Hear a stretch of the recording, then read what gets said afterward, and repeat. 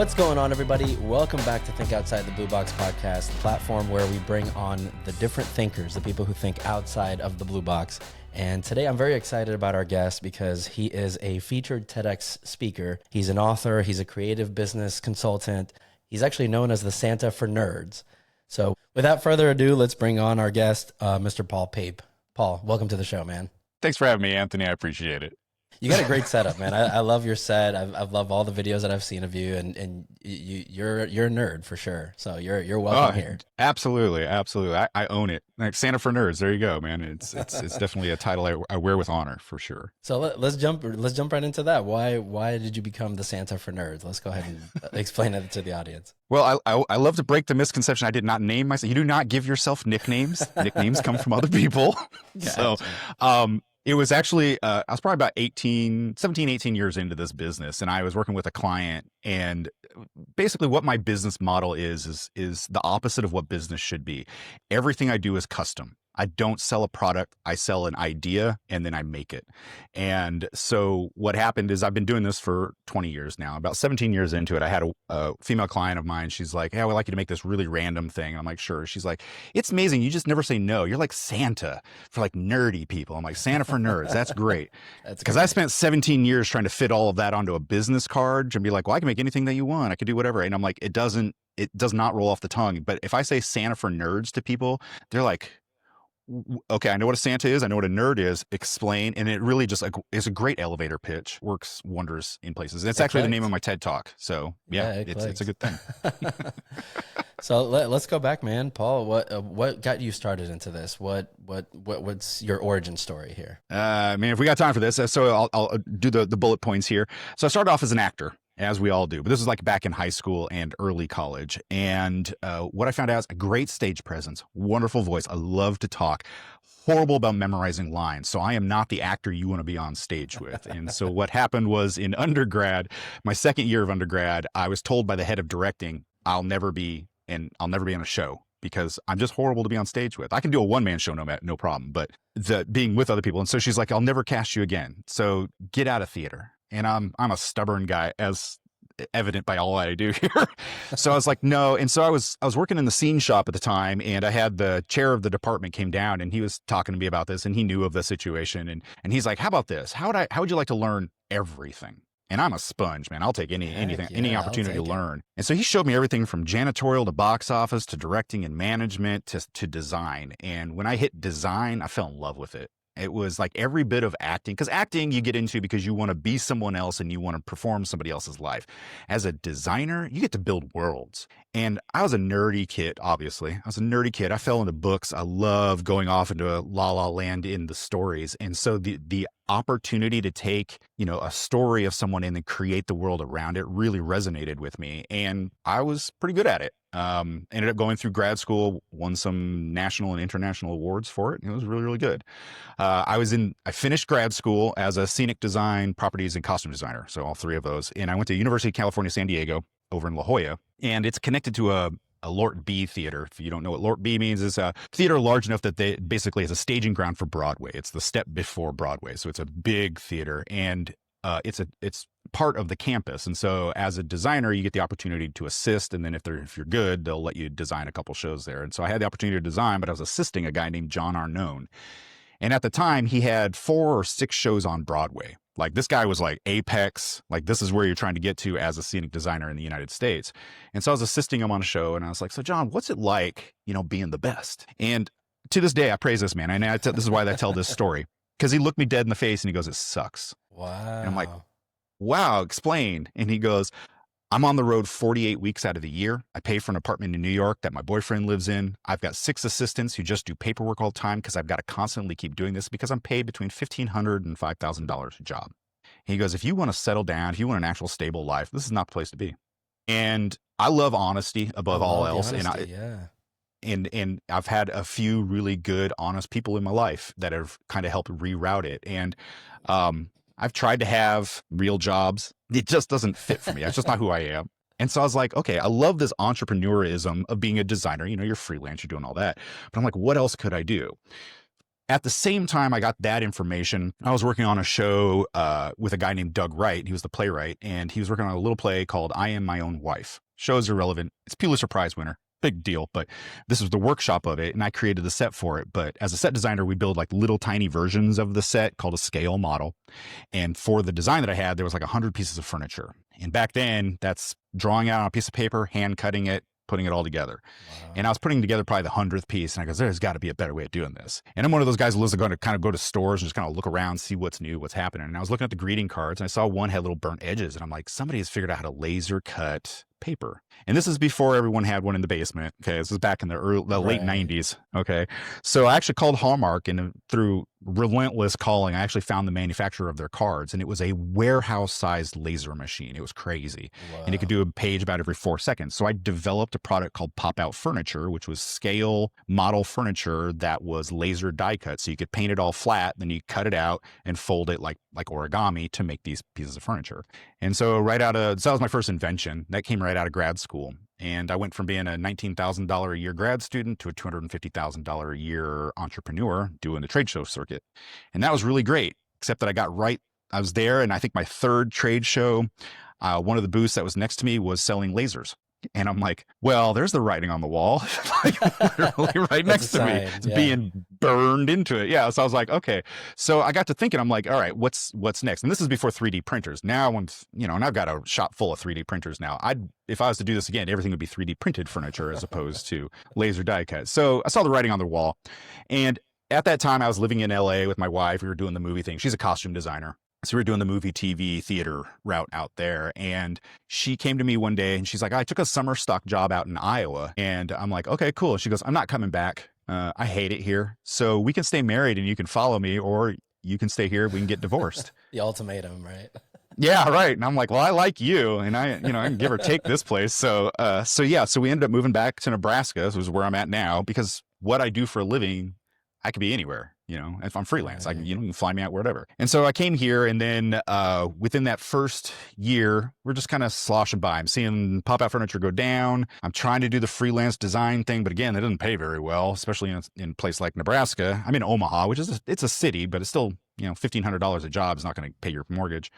And so my alma mater, where the guy taught me everything, was like, we just lost our scenic design professor. We're offering you the job. No application, no nothing. Do you want to just step in? I'm like, yeah, sure. Why not? I like this. So I went there, and I was there for 3 years and loved teaching. Loved it. Hated the bureaucracy of a university. Holy cow. I was putting in, because theater is, I don't know if you do theater, but man, theater is like, it's a till midnight kind of gig. And when you've got a show in tech, you're there 6 days a week till midnight. And I would get to work at 5 a.m., stay till midnight every single day. And I'm busting my ass. And every review that I had for the 3 years I was there was, if you could just do a little bit more, it would reflect better on you. I ain't got time for more. But in my last year there, I had a student ask me, this is when the Nintendo Wii came out, and they had the little avatars of you. Oh, yeah. Yeah. So this is back in 2005, 2006. And so he asked me, hey, can you make a me of me and my girlfriend? And I'm like, yeah, sure. Why not? I was a sculptor. I was like, yeah, sure. Let's do that. And so I made that. And what I didn't know was that he took pictures of it and uploaded it to a blog called Super Punch. And this is before everyone had Instagram. There was no Facebook, none of that stuff. And it blew up. It went viral. And I started getting calls from people all around the world. Can you make mine? And I'm like, yeah, sure. Might as well. I was selling it for $50 a piece. And then I was making about 25 a week and still doing my full-time jobs. After a while, I was making more money doing that on the side than I was teaching, and I liked it more. And so I asked my wife, I said, hey, can I try this? Can I quit and then actually try this? And she's like, I'll give you 1 year. All right, fair enough. And then I make her sound like a hard ass, but she's actually a lovely lady. Very supportive, by the way. Let's very, very supportive. Yeah. So within 3 months, I hit my second viral object and made $50,000 that month. And then she's like, okay, I think you've got this. Wow. And that was 20 years ago. And then from there, it's just there's a key that a key statement that I love to use that I tell people. It's called bend, don't break. If I would have stood rigid with Pop Out Furniture, I would have lost everything. If I would have stayed rigid and stayed at the university, my back would have gone out and I would have been miserable. Instead, what I do is I kind of see where the world's taking me. I bend and just kind of go with the flow, which seems chaotic, but if you do it long enough, my wife says it's kind of like a superpower. She goes, I do not understand it, but at this point, I just ride along with you because it's crazy the opportunities that you get because you're not rigid. You just kind of go with it. And that's really where I've gotten. That's the origin story. I think, I think that's the magic between the creative side of your brain and the analytical side of your brain. You and I, we do creative things, but we do it as a business, and we've been able to merge both sides of our brains, basically, the creative side and the analytical side. And I like the saying that you say, starving artist myth is dead, because that's kind of where people kind of get stuck in the creative side, but they don't know the business side. So it's like they don't know how to scale. They don't know how to monetize their art. So can you go a little bit into that? Why you think the myth is dead, which I agree with, by the way. It's unfortunately, it's not dead. I just hate it. I just hate it. And I ran into it yesterday. So if you literally, I saw this yesterday, somebody typed in, why are artists into Google? And the very first one was poor. Wow. And I'm like, man alive. No, here's the thing. Like, I believe in my heart of hearts that creatives are the soul of humanity. And I want to break this down for your listeners here. What that means is that think about your day. If you go to we're going to put in big old air quotes here, a regular job, a 9 to 5 that you are not passionate about, you're not the entrepreneur, you're a worker you're a cog in the machine. When you're done with that job, this soul sucking job that you go to, when you come home, you relax. And how do you relax? You drive in your nice car, you listen to your music, you watch a movie, you eat some good food, you dress in your finest clothes, you do all this stuff. Every single one of those is made by a creative. Every single one. And yet, in America especially, we look down on creatives. And I think I hit the nail on the head a few years ago because I was talking to a pastor friend of mine. And I'm like, I think I finally figured it out. Creatives are like religious people because, or like the popes, the cardinals and all of that, because we have a higher attunement to something that seems ephemeral but interesting or neat, that we should suffer for it. We should take the vow of poverty because we have access to something that others don't. But the reality is no, one, we're all creative. Every single human out there is creative. I don't care. I hear you now, listeners. I'm not creative. That's not true. You truly are. You just aren't owning it. You can be, because that's really what sets us apart from people.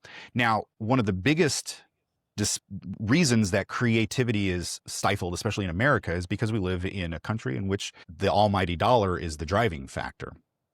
And what happens is artists come out of school with all the training in the world.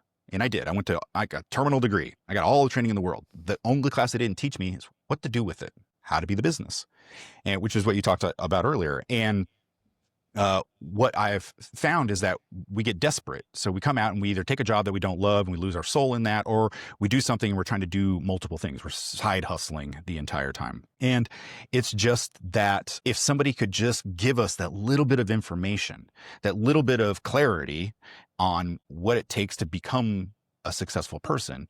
And it's 99% stubbornness that, and then the rest of it is understanding your value. I know so many creatives who do not understand their value or what they have to offer. They just don't. And it's literally in my book. That's the very first thing we ask you. Define it. And if you can't define it, figure it out and then define it. Because once you do, you've got a business. Yeah, no. And I like this quote where you said, stop selling your art, start selling your story, because a lot of creatives get caught up in the art itself, and they put a lot of value into, because they put a lot of effort into it. They put a lot of effort into the art, so they put a lot of value in it. But at the end of the day, it's the story that you tell. It's how you're going to help your customer, how you're going to monetize that. Yeah, it's a book I'm writing right now. Because I got these books here with Gamify, but people get kind of standoffish with the whole game thing. But I have a book that I'm writing, and it's literally, can I curse on this podcast? Can I say one swear word? Absolutely. Okay. The actual quote is, quit selling your shit, sell yourself. Because if you ever, talk to a creative who makes things, they're like, this is all the shit that I made. That's really what we say. We're like, this is the baby. So no, this is my shit. But that's the truth, is we got to stop selling the things that we're making, because we're in a world of Amazons and Walmarts where you can get things for nothing. And it's the truth. But those things have no value because they're so mass produced. In my book, in the Gamify books, what we talk about is viewing your work as a magic item. And you're no longer just a person who makes art. You are a wizard who is crafting magical items for other people. And if you start thinking about yourself like that, then you're like, well, how many other wizards do I know? Not a lot, So maybe what I produce is actually worth that. And it's the truth, because when we're making things that are bespoke, one of a kind, custom, however you want to do it, no one else can do that stuff. So you become the vision. And everybody's like, well, but I want to hide behind my art. I want to hide behind my creativity. That's great. But when somebody's walking down a red carpet runway, the reporters aren't yelling, hey, what are you wearing? And they don't go, pants. They say, who are you wearing? It's like pants. I love that. Pants. But that's the truth. They ask, who are you wearing? Because we're all wearing pants. But what makes that pants special, or that dress, or whatever? It's the who behind it. It's the artist. So start owning yourself, and really, and honestly, if you start owning yourself and knowing that you have value, your prices go way up, and your clientele go way up as well. They start to really appreciate it, and then you found value in yourself and the work that you produce. Yeah, it's all in the psychology of how you present it to your customer. If you presented like, this is what I made, then it kind of stays there. But if you tell the story behind it, you tell, the reason why you did it, there's the story. I love the book, The Story Brand. I don't know if you've ever read it. It's the power of the story, because your customer doesn't care what your product is. How is it going to help me? Or how is it going to impact my life? And that's basically, I love your concept, man, the gamifying business behind you. Why don't we talk about your book a little bit? How did you decide to break down everything into gaming terms for business? So I was on a platform called Twitch. I don't know if you're familiar with it, but it's a gaming platform. But there's 20% of those people are actually creatives. So if you go in there and you kind of dig a little bit, you'll find a bunch of artists doing art. And I was working in my studio for about 12 years in a basement, bored out of my gourd, because it's just me. One day I was like, I want to get back into theater or want to whatever. So I'm like, Googled do art live on camera. And I guess if I would have left some words out of there, I would have gone a completely different route, but it ended up taking me to Twitch. Yes. So for like 3 years, I thought Twitch was for artists. I didn't even know it was a gaming thing because I didn't explore past where I was. I just had my circle of friends, but I was doing that. I did it for about 6 years. And I was on stream, on camera, I think 5 to 6 hours a day, 6 days a week, doing art. And I was just literally doing my job and then answering questions. And I was answering the same questions over and over again because they're seeing this guy, and I kind of showed you my nerd wall. That's my background and whatnot. And people are like, how do you do this? How do you get into it? How do you be successful? How do you figure out what to charge? How do you figure out taxes? All this stuff. And I was answering the questions as best I could because it helped to keep the rapport going when you're streaming. But then I realized, like, I'm keep answering the same questions over and over again. So I'd like to get into coaching because it would be just a lot easier if I could just coach people and say, this is how we take you specifically, rather than me just answering how I did it. Here's how I can help you. And so I was coaching a client, and this client was really successful. I mean, they had a $1.3 million business doing pretty well. That was what they were grossing, but they were netting about 50 grand. So that's a huge disparity. I don't know if we're all good at math here, but that's a huge number discrepancy here. And so they brought me in, and they're like, we'd like help with this. And I'm like, okay, cool. So I went out they were in Utah. So I flew out to Utah, and I was talking to them about it. We're sitting down one day, and I'm like, okay, explain to me what everybody does in the business. And there's 3 of them. And they're like, oh, we do everything. And I'm like, well, that's the best way to wreck a business because you can't do everything. I said, so tell me what your strength is. What do you consider like your primary? And they told me what their primary was. And I said, okay. And then they were big nerds. Like one of them used to work at Blizzard, and the other one's a dragon themed person, whatever. And so I'm like, how about this? Tomorrow I'm going to come back and we're going to play, I don't know, Dungeons and Dragons Business Edition. And where instead of having like a ranger and a wizard, you're going to have the marketing person, you're going to have the artist, and you're going to have, the accounting person. That's their jobs in the business. And I came back and we played for about 4 hours. And as I'm talking through it, and we're going through complicated business information that really went over their heads. And they've been in business for a while. They had a business manager that really wasn't helping the business because they didn't understand what the guy was doing. He was stealing money, but they didn't know. And so I was talking through it. And as we're covering basics of business, but doing it in a gaming theme, like the light bulbs are just going off. And I can see it in their eyes. They're like, oh, this makes so much sense now. And I'm like, yeah, it's not hard. It's just, they weren't speaking the language of business. They were speaking the language of gaming. And I got done with that day and I was like, here's the idea. This is the key, because we all game. Especially kids these days, we all start we're born with an iPad or an iPhone in our hand, and we're gaming since then. That's what we do in our downtime. And if we understand how to go from level 1 to level 10 in a game, you can do the exact same thing in your business. It's all about leveling up. And the other bonus to this is that we play games, we scroll on our phones, we do all that stuff for the dopamine kick that we get, and if my sons, I got 3 boys, they're all gamers. They're 100%, they're 100%ers, they're completionists. And I'm like, if you guys would apply 60% of that into your business, you guys would be infinitely successful. And I'm like, that's in the book. I'm like, get off the device and then start applying those same rules to you. You can get the same dopamine kick from a swipe that you get from swiping and from gaming from your actual business. And it becomes, you just have to frame it correctly. And so the book actually breaks down how to create quests, character sheets. You know, we talk about the monsters you encounter in the business world. We talk about all these different things, but we talk about it in a language that is accessible to creative-minded people. I'm not a linear thinker. I can pretty much guarantee you're not a linear thinker, but we forced ourselves, we crammed ourselves to think that way because we know that's what we have to do to be successful. So it's like, well, how do we appeal to somebody who's a cloud thinker? That's what I like to think of creatives as, because we're not going this direction. We're like here, now we're here, now we're here, we're never here. So that's just how we think. It's just the nature. So I'm like, how do we, it is absolutely. So I'm like, how do we grab that and excite people about it? The book is also written for people with ADHD. My son has ADHD. And so I know that if I say, fill out this workbook, my son would get about 2 pages into it and he's like, I'm done. So this one has fill in the blank. It's got bubbles. It's got all these different things that just keep your mind constantly wandering around, which is good because then you're doing the work, which is the idea. Now, what I don't tell people, because it's the secret, and so I'm going to tell you, just you and all your listeners, that when you finish, there's a workbook that goes with it. So this book here is the Creative Guide to Business. That's the book, and inside of it has a bunch of fill in the blanks, but there's a workbook that goes with it you can actually fill in. It's a complement to this one, so you're not drawing in your actual book. When you finish this, you actually have a completed business plan. I don't like to tell people that because they're like, I don't want to make a business plan. But I'm like, no, why don't you go on this adventure, play this game. You get done, you've got it. You've got a 90-day plan of action to start making real honest to goodness money right off the bat. That's what this book does. But it tricks you, I guess, into thinking it's a game. But by the time you get through it, you're like, it is a game. Business is a game. I'm having fun. And isn't that the point? Yeah, no, it really is. And it's funny that you say that because I've said that before. It's like, there's rules to the game, right? Every game has rules. So if you know the rules of the game, play as hard as you can, learn all the rules, learn, and I love that you're not dumbing it down, but you're making it relatable for the creatives, because like I said earlier, there is that disconnect between the left side of the brain and the right side of the brain, and a lot of the times you get stuck on one side, right? So if you're left brained, you get stuck on the business side, the analytics, the numbers.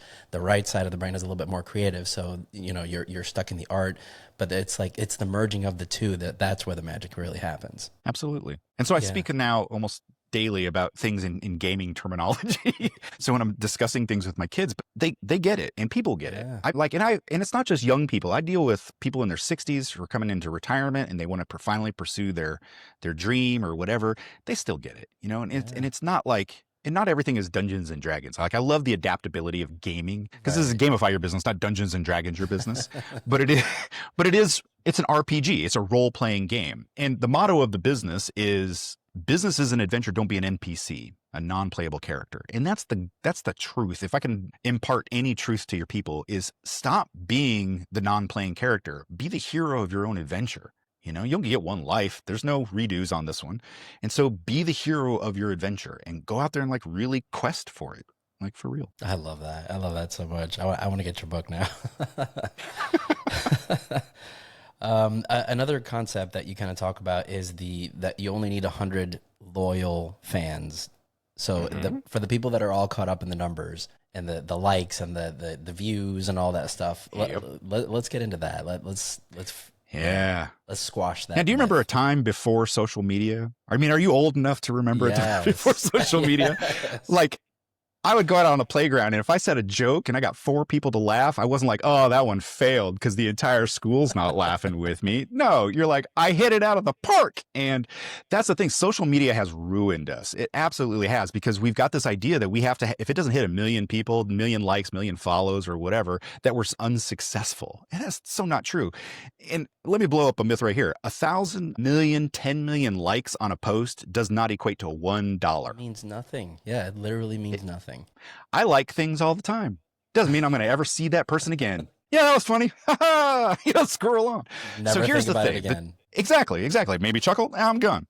But here's the truth. The truth is that in business, when you're starting out, or even when you're at it, you only really need 100 super fans, 100 people who like your work. Because if you have 100 people who are consistently buying from you, and it's not always the same 100, but it's about 100 people in general. And when I say people, people can be a corporation as well. That's a people. Like I work for Disney. That's a people in my book. When you have those 100 people, they will sustain you and they will elevate you. And the great thing about really leaning into those 100 people is that then they become your supporters and your advertising team, because there is no better advertising. I don't care how many times Nike throws an image in my face. If somebody comes up and goes, these Nikes help cure my plantar fasciitis. And I'm like, really? And if I got plantar fasciitis and this guy I trust is like, these shoes are the best, I'm going to go try those shoes on. It doesn't matter if Nike's telling me that. That guy told me that. And that's the best form of advertising that we can ever get. So if you think about the world, it's got 8.3 billion people in it. Finding 100 people who like you using the internet, using local resources, you can do that. It's attainable. And then forget about trying to appeal to millions of people. When you put a social media post out there, you get 100 likes, you're like, I did it. Dopamine, I did it. 200? Woohoo! Super success. I'm viral now, baby. You know, that's really what it comes down to. And I still have people who deny me, and I love to use this example. I stumbled upon scrolling endlessly, doom scrolling one day. I stumbled upon this video, and it was a guy, and he had a dog that was doing tricks, and he was in a stadium, and that stadium was packed, and it was just people just roaring. There's applause, there's whatever. And then I zoom in on it, and it's not a dog. It is a person dressed as a dog doing tricks in a stadium full of people. I'm not here to kink shame nobody. You do what you need to do. But the point is, if that thing, that can fill a stadium, your work can too. Find your 100 people.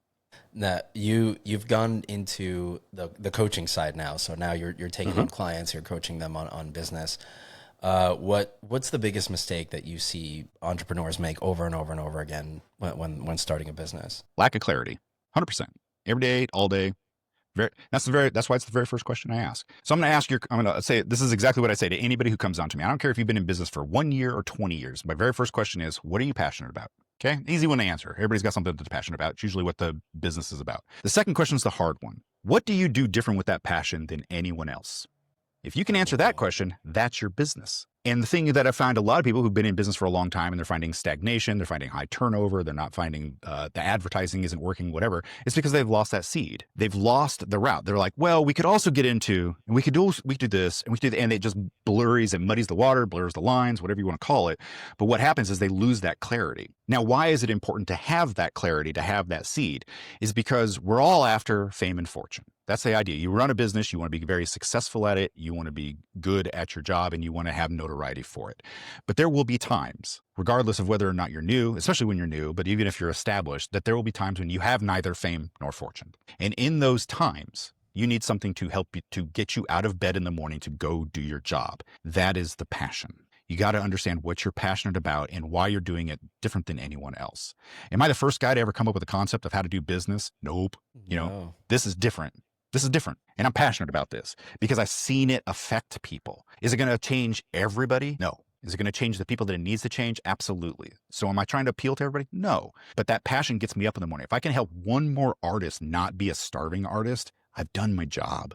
And that's what drives me every single day. Now, people, I got kids, we're all doom scrolling, whatever, and we see these influencers. And when I go to talk to schools, I say, what do you guys want to do? Well, I want to be an influencer. I want to be a YouTube star. And I'm like, do you understand what the word influencer means? It means you are influencing people on something that you are passionate about. If you are not passionate about something, you cannot influence anybody. You're just another talking head in a giant void of talking heads. So find that passion. That's the very first thing that most people, that they miss. They wander away from the thing that really drives them.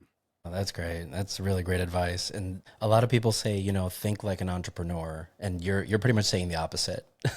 Yeah. No, don't think like you. Here's the thing, like, Anthony, your journey to this point, you said at the beginning, we're very similar. We're absolutely very similar. But the journey that you took to get where you are today and the journey that I took to get here today are completely different. We're in the same sphere. We're still doing similar things. But what I do for a living and what I contribute to the world as far as creativity goes and what you produce is reflection of the trials and tribulations that you went through in your life, the individual journey. I have 3 boys. I raised all 3 of my boys the exact same way. All 3 of my boys are completely different people. And they will do completely different things. And so that kind of blows out of the water the nature versus nurture thing. I nurture them so that they understand that that is a potential, but the nature, who they are, is going to be who they become. And that journey is what makes you unique. And I hate that, we use the word unique all the time. It's a sales tactic, whatever. But the reality is you are unique. There will never be another you, and you are constantly changing. And so that's why I say, quit selling your shit, sell yourself, because it's your journey that is really going to help set you apart from everyone else. And if you own it, it's a superpower. It emanates from you. And as an example, I love to throw analogies and metaphors out there for people. But if you've ever been walking down the street and you see somebody and they're dressed crazy, like wild, and you're like, man, the ball's on that person. But that person woke up that day and said, this is what I'm going to wear. And they're owning it. Everybody's head's turning to that person, and they're not shying away from it. They're owning it because it's a superpower.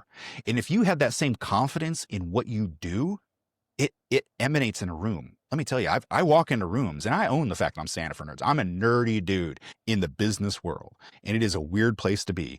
But I walk in, I own it, and people are like, "You're interesting," and they're drawn to that. And it's just because I'm very comfortable with who I am and the journey that I'm on. And that's what we just got to own it. I know it's difficult, but if you get there, it's rewarding in its own way. Yeah, and it's the confidence too, is presenting yourself with confidence that, like you said, you own it. This is me, take it or leave it, and it makes it. And a lot of people are going to leave it. A lot of people are going to, and that's okay. Yeah, that's okay. Those aren't your people. Correct. I love that. It's not your people. Like, I love a haggler. That's one of the monsters in the book, is the haggler. And they're my favorite because they're not my people. So now at this point, I just mess with them. I had a guy ask me, he's like, well, I was selling stuff for $650. It's a lot of money, but not a lot of money. It's an object that I made, but it's handcrafted. It's got actual like brass mechanics made in Switzerland. I mean, it's a music box, so it's got all this stuff in it. And he's like, well, what's the lowest you can do? I said, $650. He goes, well, yeah, that's just a little much. I'm like, well, what do you think it's worth? He goes, $300. I'm like, cool. Can I call your manager and say, hey, next week, pay that guy only half of what he earns because you just feel like it that week? And he's like, no, you can't do that. I'm like, yeah, neither can I. Yeah. You're not my guy. You're not my client. You're trying to do that to me. What's going on here? Yeah, that's not how this works. Wow. So you mentioned that, creative people, they're struggling with their pricing. What is why are they using the wrong framework? So two things happen here when we're trying to figure out our stuff, especially as creatives, especially when you're starting out, but even sometimes like down the road, is that we forget as the people to charge labor. That's a big one. Charging for the materials, maybe, materials pretty much, and then like a little bit of bonus on top of that, but we're not charging for the labor. And so what happens is you end up never really succeeding. You've got a hobby. You don't really have a business there. And so they can't really wrap their head around it. Like, well, I really love doing this. And so I'm like, that's great. Keep doing it, but get charged for it. Because let me tell you, let's say you take a job from Disney and they put you on a deadline. You've accepted the money and then you break both your hands. You still got a deadline. You can't go back on it. They already paid you. What are you going to do? Well, I'll find somebody to do the work for you. Well, I ain't going to do it for free. Oh, so you got to pay them. So why aren't you paying you for labor? So that's one of the biggest ones, is that they don't pay for labor. And the other one is value of old you versus new you. Now, I know we're probably going to run out of time here, but this is a great concept that I'd love to talk about. And if we want to go long, I'm happy to go long. Yeah, but let's do it. The pricing, this is how to break down pricing for creatives. And this is also in the book. And this is one that I give this one away all the time. Consider yourself on a scale of 1 to 10. Okay. 1 to 5 or 1 to 4 is you learning how to do the skill. You do not have the skill set yet to be able to sell the product that you're selling. At 5, you're comfortable enough with the skills that you have to be able to sell something. At that point, at 5, you should be charging at least minimum wage per hour for the area that you live. Okay. Whatever that is, that number fluctuates depending on where you're at in your country. Okay.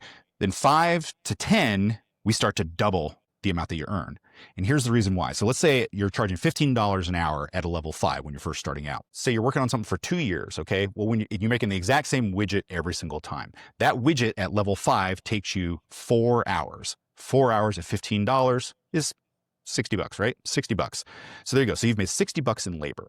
Now, let's say you've been doing this for 2 years. You're doing the exact same thing over and over again. What happens when you do the same thing over and over again? You get better at it. You get your skill bumps up. You become quicker, more efficient. You understand the product better. You're better at your job. So now instead of it taking 2 hours, it takes 1 hour. Well, at 1 hour, now I'm not, or instead of 4 hours, you're now doing it for 2. Okay. So it's half the time. So instead of making $60 for that time, you're only making $30. Well, why should old, unexperienced you or inexperienced you make twice as much as experienced you in the future? It shouldn't. So you got to double your rate. So now you're more efficient. Now, let me tell you, it's rare when you can get up to that level 10. And people look at the hourly rate on a number 10 and they're like, no way anybody's going to pay that. I'm like, they do. I'm proof of that.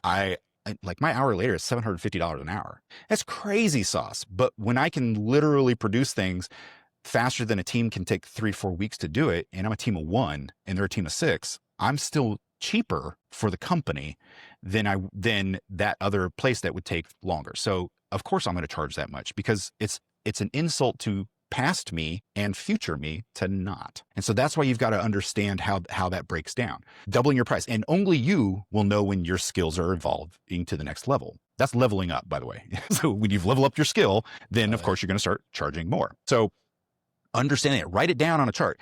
And what I find is really valuable is you start to recognize your value. You're like, I'm not a $15 an hour employee. I'm a $30 an hour employee. Now you're starting to boost that ego. Now you're starting to get that confidence. Now you're walking around with a superpower. Now, once you start getting to $120 an hour, you're like, I'm $120 an hour, but I'm really good at my job at this one very specific thing or whatever it is that you do.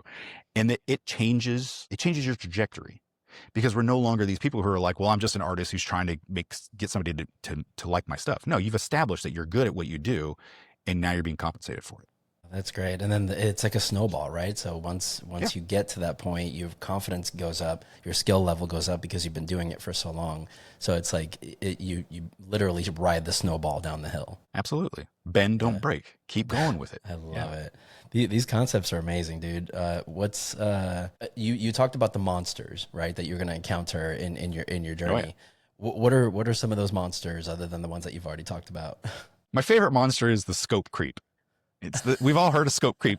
It's the scope, and they're like, what's a scope? It's in the book's called the scope creeper. And it's the truth. It's that person. You're like, oh, because especially in freelance work, they want to bid up front, and it's really hard to backtrack and ask for more money once the bid's gone out.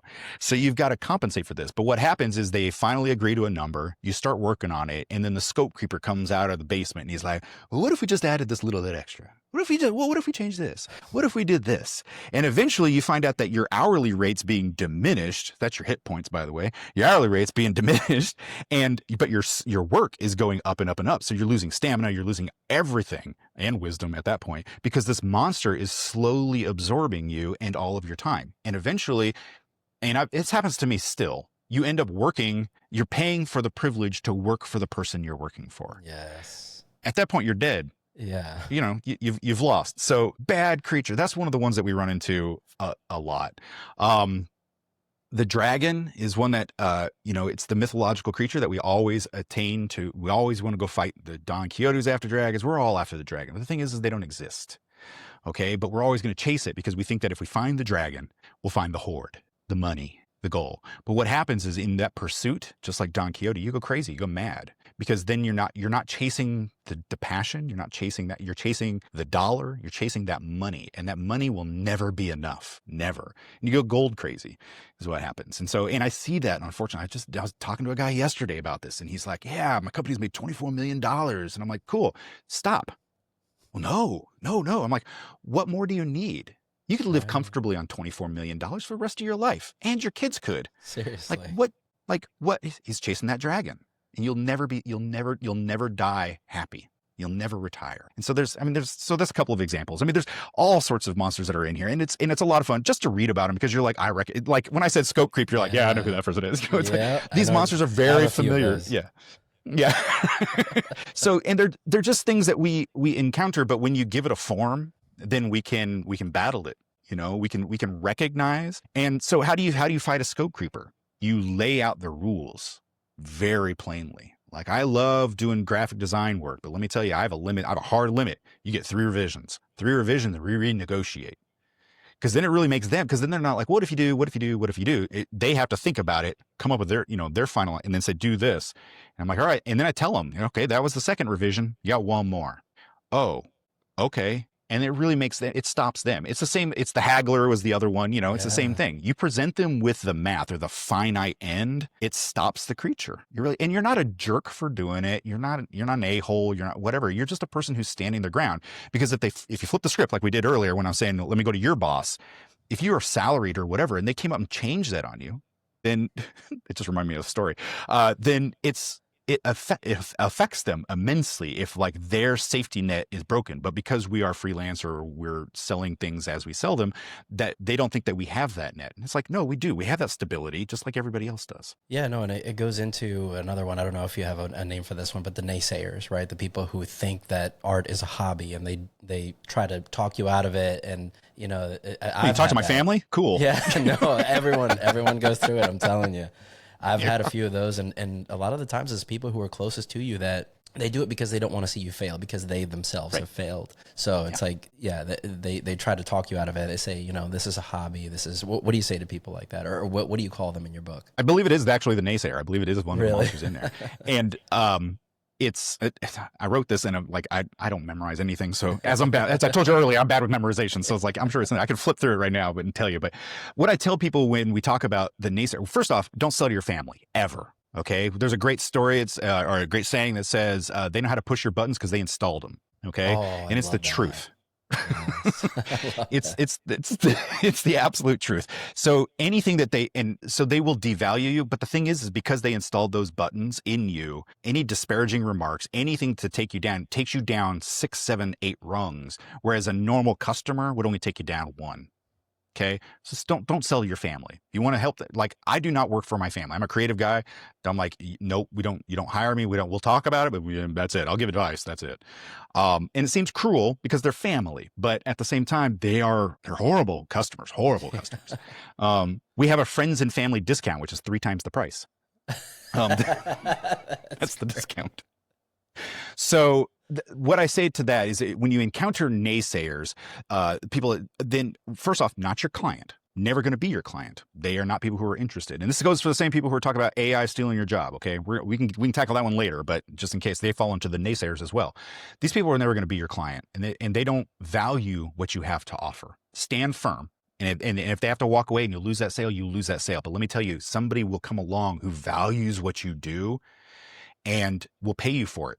We'll pay you double for it. It's crazy. When somebody appreciates what you do, I worked with a company once and they said, they came back and they said, we feel bad taking this for the price you gave us. We're doubling your price.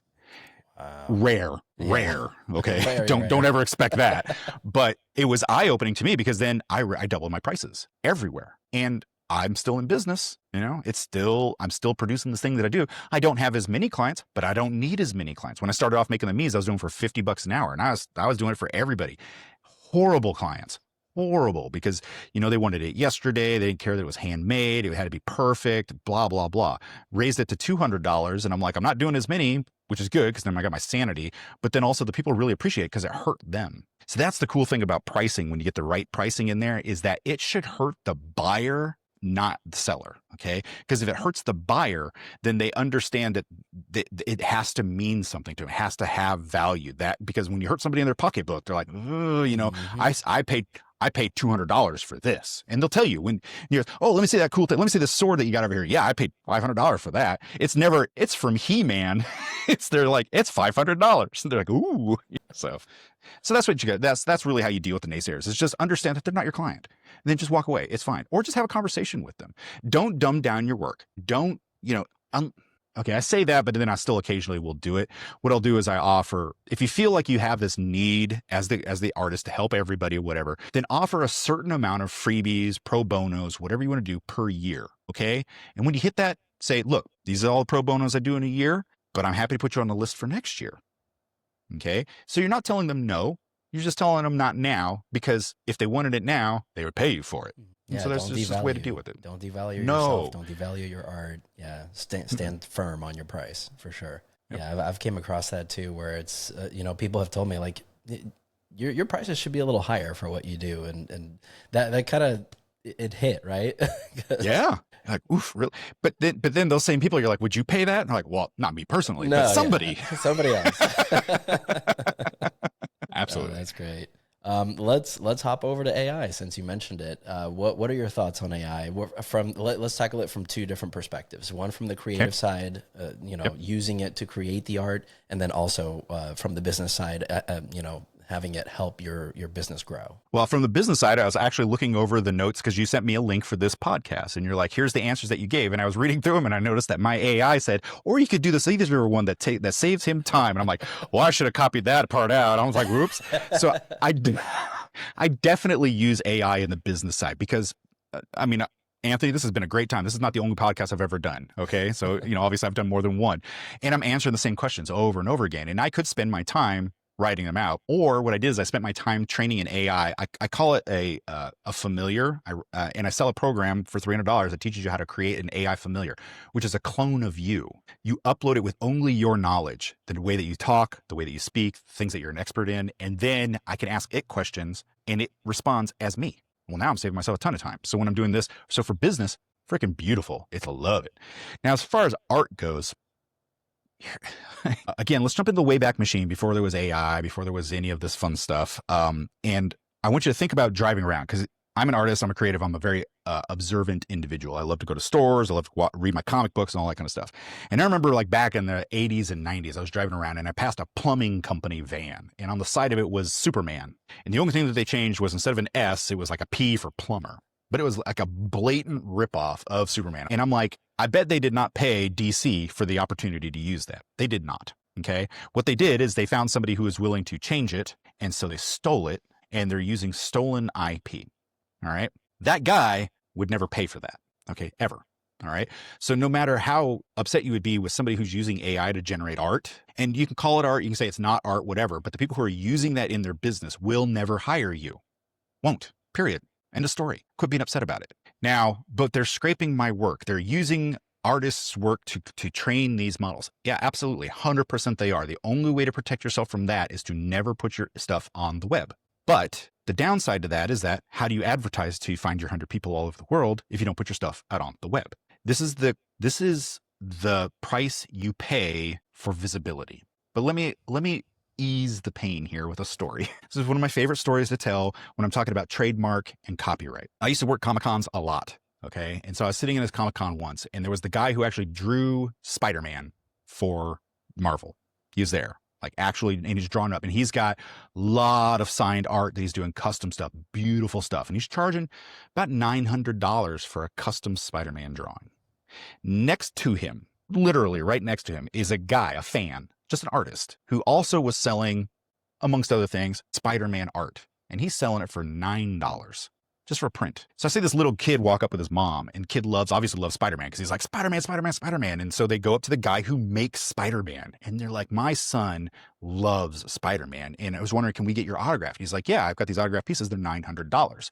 And the mom's like, I'm not giving my little kid a $900 drawing. He will not value it. So they went to the booth next to it and bought the one for $9. Now the guy who works for them could have called up Marvel and said, hey, we got this guy who's stealing our IP. Bring the lawyers, shut him down. And you could do that, but then you'd be seen as an asshole. Okay. And what happens is then that kid sees this guy who is destroying somebody else's livelihood. And he's like, I don't like Spider-Man no more. Spider-Man's not a good guy anymore. Instead, they let him alone. And they're like, let that kid buy it because eventually that kid's going to be such a fan that eventually he will buy from the guy who charges $900.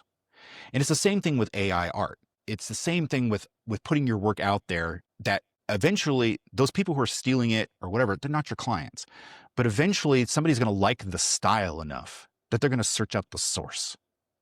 And the only way they're going to find the source is if you put it online, if you put it out there. But let me tell you, I'm not, I can look up, I can do something in the style of ...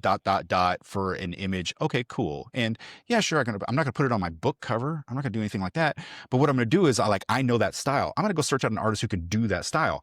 But I have worked with enough clients, thousands of people who are like, I have this idea. I'm like, can you explain it to me? No. Well, why not? I'm just not a visual person. You got to show me and then I'll know when I see it. That's a waste of my time. But if they could go in and say, this is kind of what I'm after in AI and say, here's some examples of the things that I like, but I want you, Paul Pape, to do it in your style, even though I've copied your style from AI. I'm like, thank you. You just gave me a roadmap and you saved us hours of work. So AI is a tool. It's a hammer. Okay. Yeah, we could use rocks to drive nails, but a hammer is going to be a little bit more precise. It's going to make it easier. It is not an exchange for a human. It's just not. Don't believe me? Look at it. Find the six-figured people. Find the people whose heads on backwards. It's like it's all out there. It's not there. Will it be eventually? Sure, but it will be its own classification of art. Yes. Now, for everybody who's out there, I work with a lot of speakers, a lot of trainers, a lot of coaches and stuff, and they're like, "Oh, I just came out with my 6th book this year." I'm like, "So AI wrote your book?" They're like, "Well, yeah, it's a great tool." And I'm like, "No. Did you know that the U.S. Supreme Court has ruled that if a human being does not write more than 80%, it's between 65 and 80% of your book, it is not copyrightable." So when they go out there and do that, I go, "Cool, I'm going to take your book and I'll put my name on it." And like, "You can't do that. It's my book." I'm like, "No, it's not. You don't own this." Yeah. So, thanks. Spend the time to do the work. It's not going to hurt you. If you're going to use it, but use AI as a tool. Yeah, if you're going to use it as a tool to help you in your creativity, that's how you kind of explained it. I use AI to help with these as an editor because I'm not my English, not great. So as I'm trying to get my thoughts through here, I'm like, and then I paid a real editor later on, but I'm like, let's get it to, because I don't want to, my editor charges $500 an hour. Well, I don't want him to have to look at the crap and then get it, polish that up. Let's get a slightly polished turd before I hand it off and pay $500 an hour. So but that's using it as a tool. I wrote all this stuff. They cleaned it up. Then I sent it to the person who does the real work. Yeah, no, my daughter, she posed a really interesting question for me because she's going to school now to be a musician, right? So she's kind of thinking about AI and it's in the forefront, right? And she says, is it going to devalue what we do or, and I kind of thought about it and I'm like, I think we're going to get to the point where AI, you've heard the term AI slop, right? Where it's just spitting stuff out. And it eventually is going to get to the point where it's all going to be kind of the same, because it's fed the same, it's feeding off of the same information. So the way that I see it is it's going to increase the value of a human artist because people are going to get tired eventually of the slop, right? So they're going to use it as a tool, say, hey, I created this, but I want a real person to make something like that. And I think it's right now people are seeing it as, encroaching in their space. And a lot of people are saying that it's going to replace, but I don't think so. I think people are going to get tired of the slop and. Yeah. Have you ever had a glass of orange juice? I mean, that's the weird thing. A glass of orange juice from a container versus freshly squeezed orange juice. Two different things. Still orange juice. Yeah, for sure. I love that. That's a good analogy. Homogeny is not exciting. Yes. But it will satisfy to an extent. It fills you up, but it's never going to enrich your life. But if you squeeze the juice from 3 oranges picked off a tree, let me tell you, it's going to elevate your thinking right there. All right, we're going to end it there, man. I've learned so much from you today. Thank you so much for being on the show. You are a breath of fresh air in the artist space, and I appreciate everything that you've done. Excellent. I appreciate that, Anthony. It's been a great conversation. Thanks for letting me take the reins. Absolutely. No, thank you so much. I appreciate it. Thanks again, man. Thanks again for being on the show. If anybody was interested in working with you or getting your book, where would they go? All right. So you can find me if you're interested in the Santa for Nerd stuff, go to paulpapedesigns.com. Or you can go, if you're interested in the Gamify stuff, go to gamifybusiness.com. All of my social medias are either Paul Pape Designs or Gamify Business, but I'm one guy doing it all. So if you're going out to reach out to somebody, you want to ask a question, you're literally talking to me. That's great. And I'm going to have all the links down in the description for you guys. So if you're interested in buying his book or his coaching, head down there. And great guy. Thanks again for being on the show. And just one last thing, because I love to tweak people's interest in this book especially. This is the Gamify Business book. If you go to gamifybusiness.com/podcast, you can actually download the first 2 chapters for free, which I think is great to get people to understand what it is to gamify your business. And trust me, it'll change your trajectory.